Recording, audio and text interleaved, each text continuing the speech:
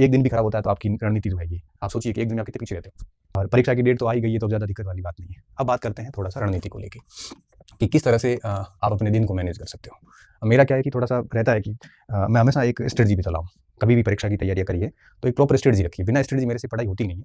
तो मैं भी वही बात करूँगा। तो देखिए, जैसे मैं क्या करता, जैसे प्रथम, अब देखो हम सुबह का शिफ्ट ले लें एक, ठीक, जैसे सुबह सुबह पढ़ लिए बढ़िया, और दिन की पढ़ाई हो गई और रात्रिकालीन हो गई, ठीक है। अब देखो 3 समय होते हैं बच्चे के पास पढ़ने के लिए, ठीक है। मॉर्निंग का जो टाइम होता है वो थोड़ा ऐसा इंटरेस्टिंग टाइम होता है कि उसको आप किसी भी चीज़ को बढ़िया से याद कर सकते हैं। इस समय फ्रेश माइंड होता है। जैसे कोई बच्चा सुबह 4 बजे उठ गया, अब 4 बजे उठने के बाद अगर वो 5 बजे पढ़ने बैठता है और 11-12 बजे तक पढ़ लेता है, बीच में नाश्ता खाना होता जाएगा, छोटा मोटा काम तो चलता रहता है वैसे। अब वो 5 से 12 का मतलब होता है कम से कम 7 घंटे, 2 घंटे निकाल दो तो 5 घंटे पढ़ाई हो जाती है। जैसे सुबह सुबह किसी ने 4-5 घंटे पढ़ाई कर ली, ठीक है, और दिन में जैसे 12-1-2 बजे वो भोजन वोजन करके थोड़ा रेस्ट करता है, 2-3 बजे वापस उठता है, और 3 से लेके मान लो शाम को 6 बजे तक 2-3 घंटे फिर पढ़ लिया, फिर 1-2 घंटे फिर खाना वाना खाए, घूमे किए, 8-1 बजे तक ये सब काम किए, फिर मान लो 9-10 बजे फिर 1-2 घंटे फिर पढ़ लिया, और सुबह 4-5 बजे वापस हो गया। तो इस तरह से अगर कोई देखते हैं तो 4-5 घंटे ये हो जाते हैं, 2-3 घंटे, 1-2 घंटे ये हो जाते हैं। तो 2 और 2 4 और 4 8, 10-12 घंटे पढ़ाई एक सामान्य बच्चा इस हिसाब से कर सकता है। अब उसको करना क्या चाहिए, जहाँ तक हालाँकि हर व्यक्ति की अलग स्ट्रेंथ होती है, फिर भी मैं बताना चाहूँगा। देखो, एक पार्ट तो आप राजस्थान जीके को दे दीजिए, क्योंकि ये जो राजस्थान जीएस को टाइम देना क्यों ज़रूरी है, इसकी अहमियत मैं बताता हूँ। पहले लिख लेते हैं अपन। देखो, सबसे पहली बात, राजस्थान जीएस के अंदर क्या-क्या दिया है। देखो, इतिहास आ जाता है, संस्कृति आ जाती है, और राजस्थान का भूगोल आ जाता है। इसके अलावा भी आपके राजस्थान की भाषा साहित्य आ जाती है इसमें, राजस्थान की समसामयिकी आ जाती है ना? ये सारा का सारा राजस्थान का है। इसको इम्पोर्टेंस देना क्यों ज़रूरी है, इसके पीछे कारण समझिए। अब पूरा पेपर होता है 300 अंकों का, ठीक है।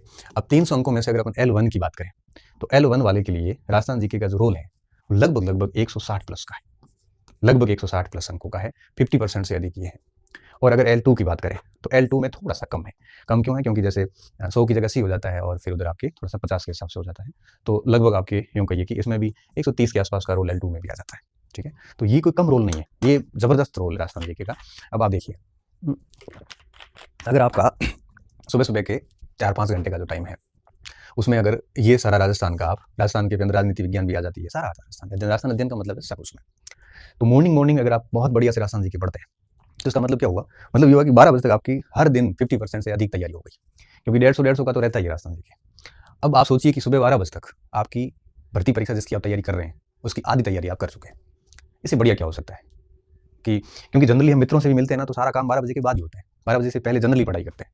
तो 50% तैयारी अगर आप सुबह सुबह कर लेते हैं, और ये ऐसा पोर्शन है जहाँ से आप बच्चे 80 से 90% सवाल भी राजस्थान जीके के सही कर लेते हैं, ठीक है। तो आगे इनकी किताबें क्या रखनी है वो अपन पाठ्य वस्तु में बात करेंगे। तो मॉर्निंग में आप पूरे राजस्थान जीके को भरपूर समय दे दीजिए, कोई दिक्कत वाली बात नहीं है, ठीक है। अब बात करते हैं दिन में क्या करना है। दिन में आप क्या कर सकते हैं, विद्यालय विषय रख सकते हैं, ठीक है। विद्यालय विषय को देख लो। अब देखो, विद्यालय विषय के अंदर 2 चीज़ें हैं। अगर आप L1 की बात करोगे तो आपको पता है कि 5 विद्यालय विषय हैं, गणित, विज्ञान, हिंदी, इंग्लिश और आपके पर्यावरण L1 में, और L2 के अंदर अलग से स्थिति रहेगी। 5 है, और टोटल एक विद्यालय विषय 18 अंक का है, ठीक है। अब आप क्या कर सकते हो, आप जो 10 अंक का है विद्यालय विषय, तो विद्यालय विषय 10 + 8 का रहेगा। 10 + 8 का क्या, 10 का आपके रहेगा टीचिंग मेथड रहेगा 8 नंबर का, और 10 नंबर का उसमें आपका विद्यालय विषय का ज्ञान रहता है। तो जैसे 50 नंबर का ये रह गया, 50 अंक का विद्यालय विषय है। 40 अंक का जो है वो विद्यालय विषय की टीचिंग मेथड, उसको अपन रात्रि में बढ़िया देख सकते हैं। अगर L2 की बात करें तो अगर आप मेथड को छोड़ें तो विद्यालय विषय है लगभग 120 अंकों का, ठीक है। अब आप दिन में जैसे 11-12 बजे तक ये पढ़ाई कर ली, फिर 3 से लेकर 6 तक 2.5 से 3 घंटे की बढ़िया दिन की एक शिफ्ट निकलती है, मिनिमम 3 घंटे की निकल सकती है, कई बच्चे 4 घंटे की भी कर सकते हैं। तो 3 से 4 घंटे की एक शिफ्ट विद्यालय विषय को दी जा सकती है। L2 वालों को तो देनी चाहिए, और जो L1 के लोग हैं वो 50 + 40 करके 90 नंबर का काम कर लेते हैं। अब अगर आप दिन में अच्छा शिफ्ट एक विद्यालय विषय को देते हैं, तो अगर L2 के हैं तो 120 का हो जाता है, L1 के हैं तो 90 का ही हो जाता है।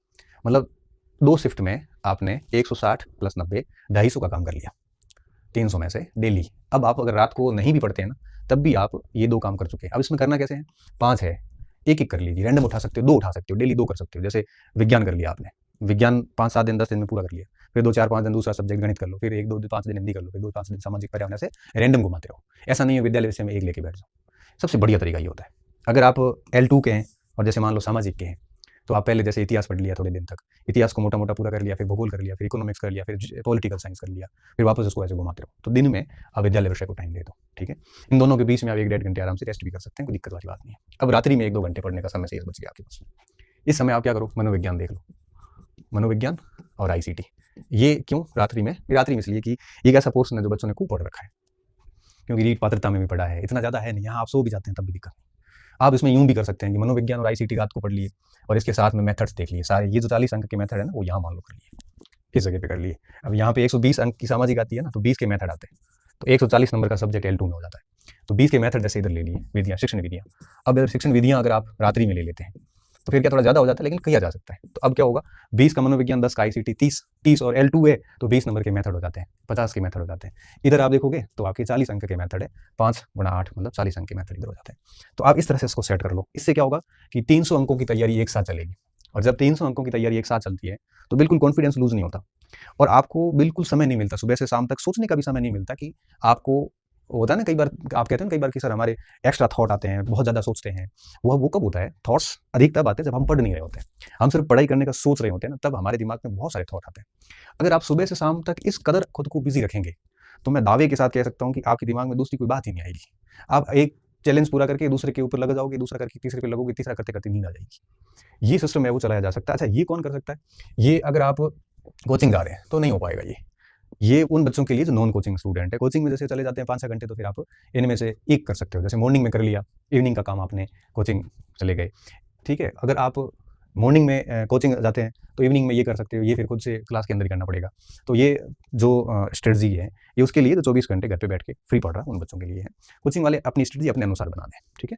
तो अब देखिए, तो अब आप में रणनीति में कोई दिक्कत नहीं। मैंने कुछ बेसिक्स बातें पहले बता दी, कंटेंट वगैरह चेंज नहीं करना है, सामान्य सामग्री रखनी है, उसके बारे में अपन आगे और बात करेंगे। सामान्य बातें मैंने बता दी, और आपकी रणनीति क्या रहनी चाहिए वो भी मैंने ऑलमोस्ट बता दिया आपको, कि मॉर्निंग का जो टाइम है पूरा राजस्थान जी को दे दे, क्योंकि 50% अकेला ये है, और दिन का समय विद्यालय विषय को दे दे आप, ठीक है। ये मार्किंग थोड़ी इधर उधर हो सकती है, क्योंकि मुझे याद रखने की ज़्यादा जरूरत है नहीं, वो तो आपको पता ही है वैसे। और रात्रि का समय मनोविज्ञान और आईसीटी जैसे सब्जेक्ट्स और विधियों को दिया जा सकता है, और दिन में विद्यालय विषय, और शाम को ये। अगर आपको लगता है कि आपका राजस्थान जी के बहुत साउंड है तो ऐसी स्थिति में आप इसको दिन में करके इसको भी मॉर्निंग में कर सकते हो। अब मॉर्निंग में आप वही विषय करें जो आपका थोड़ा कमजोर है, जिसका रोल बहुत अधिक है। अब ये आपके ऊपर है कि आप मॉर्निंग में कौन सा करते हैं और दिन में कौन सा करते हैं। रात को तो यही ठीक है, क्योंकि बहुत अधिक रोल नहीं है, और अगर मान लो नहीं भी पढ़ पाए 1-2 दिन तो भी कोई फर्क नहीं पड़ता। लेकिन इधर अगर आप नहीं पढ़ते हो तो बहुत फर्क पड़ेगा, ठीक है। तो मॉर्निंग से लेकर रात्रि तक इस तरह का शेड्यूल सेट कर दें। और इसमें भी क्या करना, रैंडम करना। जैसे मान लो इतिहास पढ़ लिया, डेली आप 5-6 घंटे, 4-5 घंटे पढ़ते हैं, तो मुझे लगता है इतिहास भी 15 दिन में निपट जाता है। ऐसे एक एक सबको निपटा देता हूँ, फिर वापस रैंडम घुमाते जाओ। और मैंने कहा ना, मैक्सिमम आप वैसे भी सिलेबस 3-4 बार ही कर पाओगे, तो 3-4 बार सिलेबस करने के लिए ये रणनीति अपनाते हैं, तो 3-4 बार सिलेबस हंसते हंसते हो जाएगा। और साथ में अभ्यास भी करते रहें, क्योंकि जैसे कई बार 10 से बजते बजते आप थक गए, मूड नहीं है, तो 1-2 घंटे आप जैसा कि बुकलेट वगैरह कोई ली और उसके प्रश्नों का अभ्यास करना शुरू कर दिया, ठीक है ना। तो ऐसे बीच में आप जब भी थकते हैं तो आप पुराने पेपर्स की प्रैक्टिस कर सकते हो। यहाँ पे भी पॉसिबल है, यहाँ पे भी पॉसिबल है, ठीक है। तो ये 2 बातें हमने कर ली, सामान्य बात होगी, रणनीति होगी। अब हम बात करेंगे कि क्या पाठ्य सामग्री यूज की जा सकती है। तो मैं एक बार फिर बता देता हूँ आपको कि पाठ्य वस्तु जो है वो आप बहुत अधिक, आपको गहराई में जाने की आवश्यकता नहीं है। मैं थोड़ा सा एक बार पाठ्य सामग्री पे भी मैं बात अलग से कर लेता हूँ सामान्य तौर पे, और उसके बाद आप है वो देख लेना अपने हिसाब से। मैं मेरी तरफ से एक एक चीज़ बता दूंगा आपको, फिर आपको जो बेस्ट लगे वो आप फॉलो कर लेना।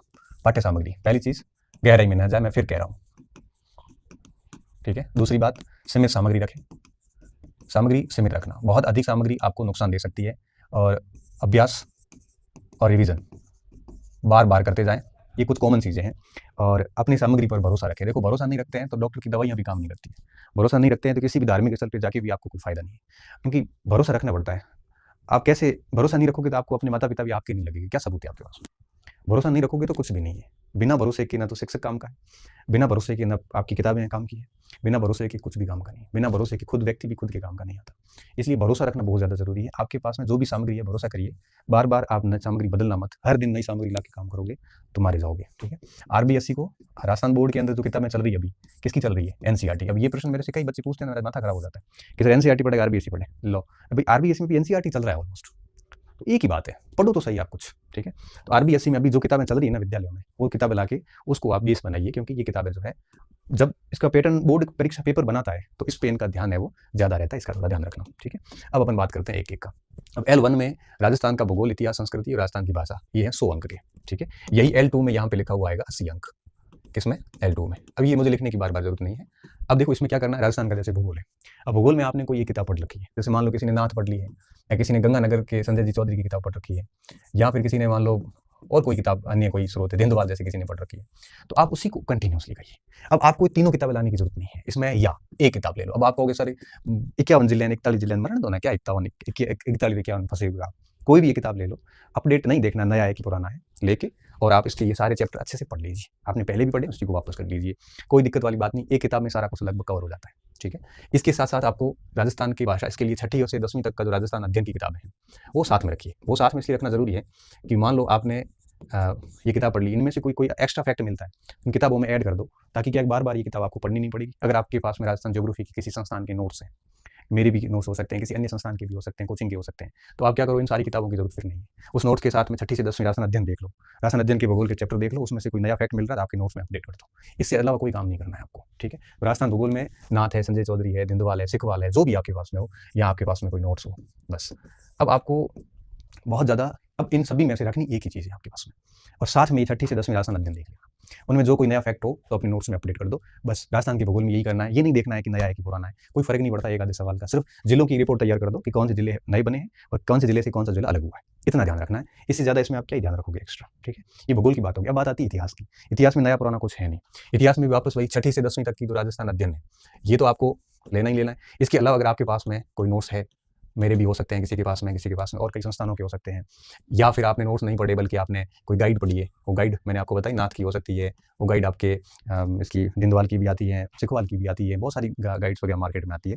बस जो भी पढ़ो, या ये पढ़ लो या गाइड है तो एक आधी गाइड देख लो, फर्क कुछ भी नहीं पड़ता, लास्ट में जाके सवाल उतने नहीं आते। और या फिर आपके पास में कोई संदर्भ ग्रंथ है, जैसे मान लो नारायण चंद जैन, हुकुम चंद जैन नारायण मालिका हो, या फिर कोई आरपी व्यास की किताबें वगैरह है, तो उनमें थोड़ी दिक्कत आती है कि फिर शॉर्ट में नोट्स नहीं किए तो लास्ट टाइम में रिवीजन में करने में समस्या होती है। बस बात ये ध्यान रखना कि अगर नोट्स है तो आप 6ठी से 10वीं की किताब के साथ में 1-2 दिन बैठ के पूरा मिला लो, कोई नया फैक्ट होता है तो नोट्स में ऐड कर दो। गाइड पढ़ रहे हैं तब भी 6ठी से 10वीं तक की किताब से मिला लो। और संदर्भ ग्रंथ पढ़ने वाले बच्चों की संख्या भी कम है, और मुझे लगता है कि परीक्षाएं सर पे आती है तो संदर्भ ग्रंथ पढ़ने भी नहीं चाहिए। अब ये नोट्स आपके या तो कोचिंग संस्थान के हो सकते हैं, खुद की बनाई हुई भी हो सकते हैं, बस इसको अपडेट कर लेना 6ठी से 10वीं तक। और आप अगर अपडेट कर चुके हैं तो और भी बढ़िया बात है, दिक्कत वाली बात नहीं है, ज़्यादा गहराई में जाने की जरूरत नहीं, सारे चैप्टर वहाँ से मिल जाते हैं। ठीक है, उसके बाद में आती है राजस्थानी भाषा। ये भाषा एक राजस्थानी साहित्य की किताब आती है, उसमें मिल जाती है, और भी कई सारी राजस्थान जीके की जितनी भी किताब है संस्कृति वाली, उसमें भी मिल जाती है, वहाँ इसको अपडेट कर दो। अब ये 180 नंबर का था पूरा। ठीक है, अब 100 के लिए आपने 1, 2 और ये 3, 2 बुकलेट में काम हो गया आपका, तो 2 बुकलेट में काम हो जाएगा। तो इस तरह से किया जा सकता है। ठीक है, और इस राजस्थान इतिहास संस्कृति की मेरी भी हैंड रिटन नोट्स आएंगे, मगर उसको थोड़ा टाइम लगेगा, उसका आप इंतजार ना करें। आप अपना स्रोत अभी चुन की तैयारी शुरू कर दें, वो तो बाद में देख लेंगे अपने जैसा भी होगा। इसके बाद में देखिए, इसके बाद में आता है राजस्थान का सामान्य ज्ञान शैक्षिक परिदृश्य, और ये आरटी। अब ये L1 में है 80 नंबर का, और L2 में आता है ये मेरे हिसाब से 50 अंक का। ठीक है, ये L2 की बात है। अब देखिए क्या होगा इसमें, अब राजस्थान का जैसे सामान्य ज्ञान है, अब इसकी कोई अलग से तो किताब आती नहीं है। अब ये तो करंट में चला जाएगा, ये करंट में चला जाता है, और ये संस्कृति में आ जाता है, ये इतिहास में आ जाता है, ये भूगोल में चला जाता है। ठीक है, प्रतीक चिन्ह अलग से भी मिल जाते हैं सारे, और इसकी और ये समसामयिक की पूरी राजस्थान जी के में साथ में आ जाती है, और ये पॉलिटी में आ जाता है, राजस्थान की पॉलिटी राजस्थान जीएस में चला जाता है, ये पूरा का पूरा करंट में आ जाता है। मैंने कहा करंट बहुत अच्छा शुरू कर दीजिए, और इसका मैंने आपको तरीका भी बता दिया कैसे करना है। ठीक है, अब इस हेतु आपको करना क्या, इसकी भी कोई न कोई आपकी किताब, जैसे एक अभी मैं कल एक बच्चा किताब लाया था शाब्दी प्रकाशन की, अब मैं उसको देख रहा था तो मुझे बड़ा ठीक लगा, उसमें ये आरटी वगैरह बड़े शानदार तरीके से ये जो पोर्शन था ना, ये शैक्षिक परिदृश्य निःशुल्क एवं हमारे बाल शिक्षा का अधिकार दी। अब देखो राजस्थान के सामान्य ज्ञान की कोई नोट्स वगैरह मार्केट में मिल जाएगी आपको, और उसमें ये टॉपिक भी जैसे इतिहास और भूगोल की किताबें सारी मिला के देखोगे तो मिल जाते हैं। कोई एक आधा 2-4 टॉपिक अगर नहीं मिलते हैं तो करंट के अलावा, तो वो आप है वो मार्केट में कई सारे ऐसे नोट्स वगैरह आते हैं जिनमें ये प्रतीक चिन्ह की अलग से भी पीडीएफ आती है, ऐसा कोई प्रिंट करके पढ़ लेना।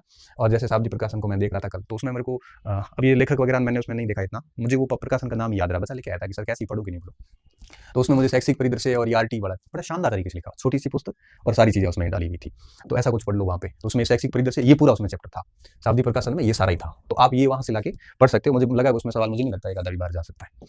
ठीक है, और इसकी कोई बुक ला के देख लेना। अब बात आती है विद्यालय विषयों की।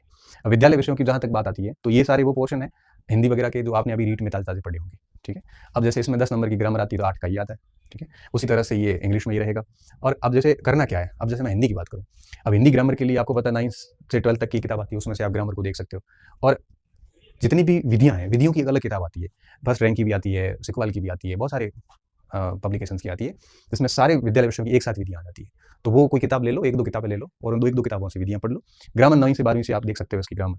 अब इसकी जैसे ग्रामर है, अब आपको मुझे लगता है जैसे अब ये ईडियम्स वगैरह थोड़े मुश्किल होते हैं याद करने, तो बिल्कुल छोड़ो, इससे अच्छा आर्टिकल है, थोड़ी टेंस है, वॉइस है, नरेशन है, इनको ही नॉर्मल इनके रूल्स ही पढ़ लो और थोड़ा बहुत ये पढ़ लो। तो बिल्कुल छोड़ने की बजाय कम से कम आप है वो 18 अंक जो है, इसमें से अगर 9-10 तक भी पहुँचते हैं तो भी नुकसान नहीं, क्योंकि देखो जैसे आर्टिकल में सही होने के चांसेस रहते हैं। नॉर्मल आप टेंस, वॉइस वगैरह देखोगे, जैसे आपने युवाम की ग्रामर पढ़ ली या लूसेंट की ग्रामर पढ़ ली, ठीक है? तो उसमें से ये 4 टॉपिक है, इन 4 टॉपिक युवा में, लूसेंट में से पढ़ के उनके रूल्स वगैरह कुछ रटा के और पीछे अगर प्रैक्टिस दी पूरी करोगे, तो मुझे लगता है कि इनमें से अगर 2 सवाल भी आते हैं तो 2-3 सवाल डेफिनेटली सही हो जाते हैं, क्योंकि कई बार इंग्लिश में प्रश्न इतना सिंपल आता है कि हम आराम से उससे उत्तर निकाल सकते हैं। और सिंपल आने के बाद अगर आपने पूरी इंग्लिश छोड़ दी तो फिर वहाँ दुःख होगा कि यार थोड़ा पढ़ लेता ना तो सवाल निकल सकता था।